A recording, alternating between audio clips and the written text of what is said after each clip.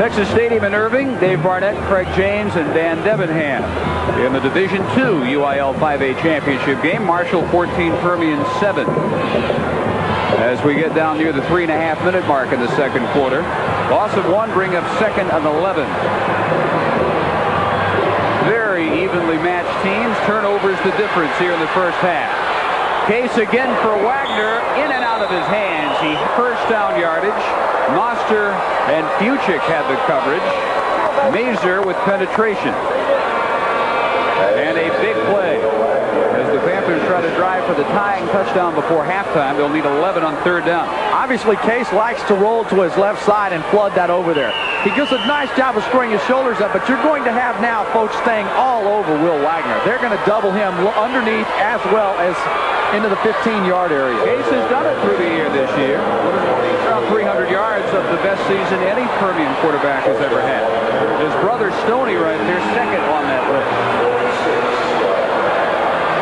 2 years ago, Stoney led an undefeated march to the championship, which ended here in Texas Stadium. Stormy tries to match him today. On the blitz, middle screen, Wagner. Gann wraps him up. He'll be close for a first down. And the clock rolls down to 3:05 in the half. What an excellent call by the Permian coaches. You know you've got an aggressive defense coming. They do read it. Number 60, he almost be able to go back and tip the ball. But Wagner, he knows where that first down marker is. He does all he can to get there, and I don't know. That is Kalu coming with the penetration, the Nigerian Nightmare. Junik, the nose tackle, gave him that nickname. That's the kind of deal. You're glad that it's a wet carpet if you're the quarterback. Saves your fanny from getting the old rug burn there.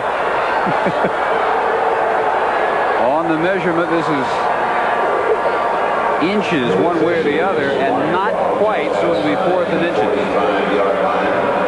Tough call here. If you do not make it and somebody slides through in penetration before you go into the halftime, you almost give them a chance at a pretty good chance to score.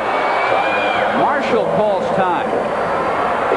They want to be prepared for whatever Permian has.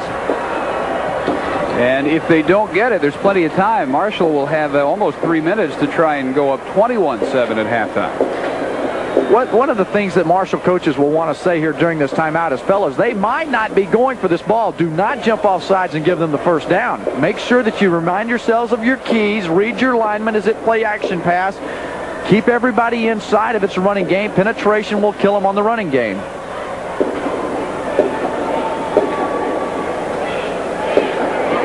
One of the things that Permian faces that Marshall doesn't is the pressure of having to come through in this situation. This season is already an amazing success for the Rams because they've gone farther than any Marshall team ever. Permian gets here an average of every 3 years. They have won 4, tied for another championship. And with those high expectations, as good a season as they've had at 15-0, it won't be a complete success if they don't finish the undefeated march today. Down to nothing fancy, and Hamilton has the first, slams to the 44. That actually is a multiple choice question. If you ask somebody, where did the name Mojo come from? In the book Friday Night Lights, which chronicles the history of Permian football, the theory that makes the most sense is there are a couple of fans who were perhaps overserved, and H.G. Bissinger says they started chanting out of a Motown lyric, Mojo, Mojo, a song popular at that time back in the early 60s, and it caught on, and from that, different versions of the legends have emerged. Sweet stops the clock at the 44. On the carry by John Williams, 2:32 in the half. First sophomore ever to have a 1,000-yard year. He didn't become a starter week 14, just 2 weeks ago. Prior to that, he backed up Tim Ross. But his numbers made that a pretty easy decision for Hollingshead. He's averaged nearly 9 yards per carry. And you wonder where these guys come from. I mean, Odessa's out, it's in the middle part of Texas, the western part of the state. Don't grow them big, but they do love their football. Jackson for Case. Deep again for Wagner. And dropped at the 7. He had beaten Fuchik and Flowers.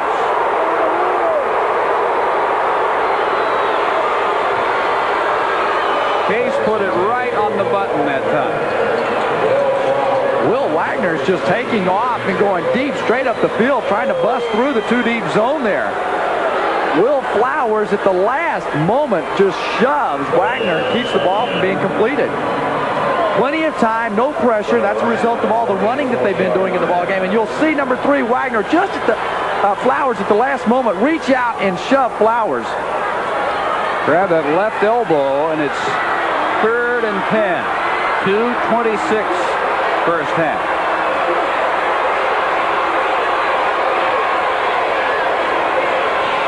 Williams comes in motion. Hamilton with a block. Case delivers. Intercepted. Howard short with another Marshall takeaway. Pass intended for Tony Daniels, intercepted by Howard Sharp. 3 first-half turnovers. 2 by Case, a fumble, and here the interception. And Short read it perfectly. They've tried to run this pass play 4, 5, or 6 times already in the first half. Now the defense is getting smart. As he sees what's going on, Case tries to get his shoulders squared up, but that's such a difficult throw to get any velocity on the football. Intended for his tight end Daniels. Rams take over. Holmes spins. And on the second effort, might get back to the line of scrimmage. 3rd turnover of the half. This is something that Permian just does not do. On the year, they were plus 15 in the giveaway takeaway game. Not only does it affect the scoreboard psychologically, it really boosts the team. They go out there and they realize that they've turned the ball over. They're having success on defense. It boosts everybody. Special teams, offense, coaching staff, fans. Saldana at quarterback, 2nd and 10. Holmes again tries to going tough and a flag down on what ought to be a face mask. They give him the 45-yard line, and the clock stopped at 1:32.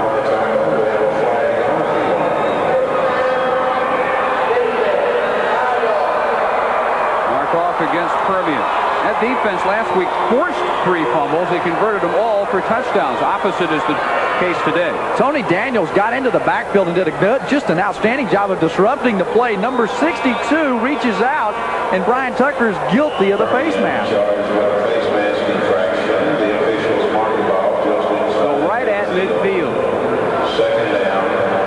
2nd and a long 3. A team that is more used to going through the air probably would here with 1:15 and counting. But again, Marshall averages only 35 yards a game through the passing attack. And Reza for a couple as they apparently will elect to grind it out and settle for the 14-7 halftime lead. And Craig, if that's the case, then Permian can't feel all that bad. Only down 7. Very fortunate to be there. And the touchdown comes on 4th and 7. I mean, they have to convert that as a big play, or they're down 14-0.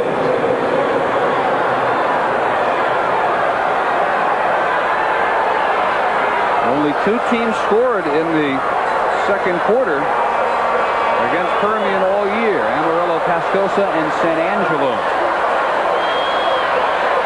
That might be close for the first down, but we also might not have time for another play. Rams have 2 timeouts, haven't elected to use them, and now official timeout to check on the measurement with 21 seconds in the half. Permian's the team that needs to use one of the timeouts. In case it is short, then they force them to punt. And who knows what happens. Ball slick. Yeah, they haven't gone after a block yet, but that's definitely in their arsenal. As Hollingshead looks on, second-year head coach. 22-2-1. By a nose, first down. Every Permian head coach since 1965, that's 4 different coaches, have won a state championship. Do you think there's any pressure in being the head coach at Permian? I mean, it's going to be a happy Christmas for a lot of coaches just to be here. If you lose and you're a Permian head coach, it's a miserable 91. Most coaches, if you get to the playoffs, you're safe for a couple of years. Anthony Holmes, 45-yard line. Well, he looks more and more like Eric Dickerson with every carry. That is the end of the first half, and Marshall halfway to their first ever state championship. On the help of 3 Permian turnovers and an overpowering running game, they have a 14-7 halftime margin here at Texas Stadium. And Dan, again, this coming against what people in West Texas think might be the best Permian team ever. That's saying something. Marshall possessions in the first half, 16 plays, showed what they would be about today after the opening kickoff, and then no more than 4 plays on their last 4 drives, and that showed what Permian's defense wanted to be all about today. I think the big adjustments coming from the coaching staff and the players. I think they've gotten to the sidelines and done an outstanding job of adjusting to the strength of Marshall's running game. Awaiting Henry Wood's kick. Wood's a strong leg. We saw him in the warm-ups going from 50 yards out through. This one a dribbler and returned nicely up to the 38-yard line. Bubba Jones, 17 yards on the return. And the Panther offense set up, hoping for the tying score. Their first half drive chart: 1 play and a fumble by Hamilton, 5 plays for the score, 3 plays, a fumble by Case, 10 plays, and the interception by Howard Short. Only the 6th that Stormy Case has thrown this year. Marshall's defense last week forced 5 Aldine turnovers. They converted 2 for touchdown.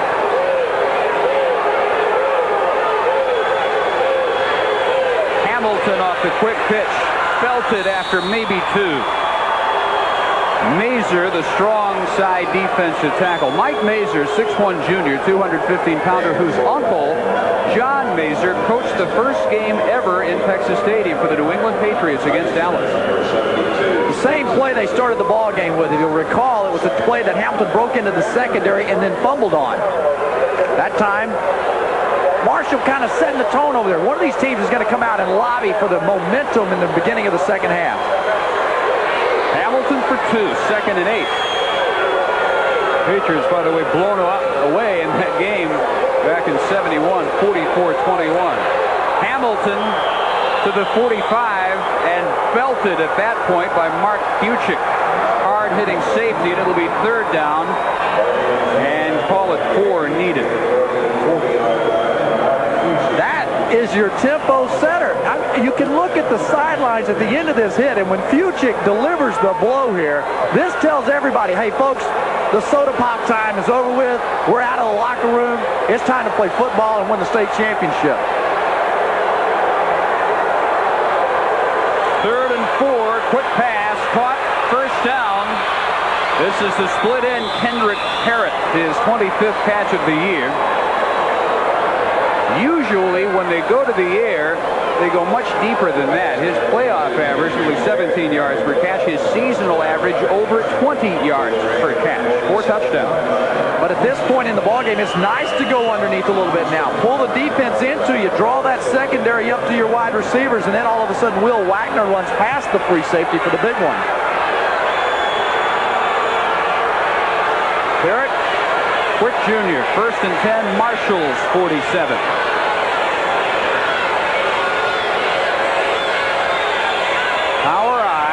Pitch to Hamilton. And maybe 1. He worked hard for that 1.